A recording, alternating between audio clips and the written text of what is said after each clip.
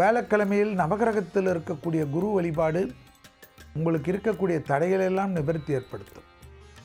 நரம்பு சம்பந்தப்பட்ட விஷயம், கண்ணு சம்பந்தப்பட்ட விஷயம், கழுத்து சுளுக்கு போன்ற விஷயத்தில் கவனம். கடகராசிக்காரர்கள் கண்டிப்பாக ஆடி மாதம் முழுவதும் கடக்கின்ற வரையில் நிதானத்துடன் இருப்பதும், வாகனத்தில் வித்தைகள் காட்டாமல் இருப்பதும், சட்டத்துக்கு புறம்பானவர்களுடைய நிழல் உங்களை அண்டாமல் பாதுகாத்துக் கொள்வதும் நன்மை. கடகராசிக்காரர்கள் உணர்ச்சி வசப்பட்டு பேசக்கூடிய எந்த விஷயமும் தேவையில்லாத சிக்கலையோ தேவையில்லாத கஷ்டத்தையோ ஏற்படுத்தும். நிதானத்துடன் இருக்கக்கூடிய கடகராசிக்காரர்கள் பெரிய பாதிப்பு வராது. பழைய கடன்கள் பைசல் செய்வதற்குண்டான உங்கள் முயற்சி வெற்றி திருவினையாகும்.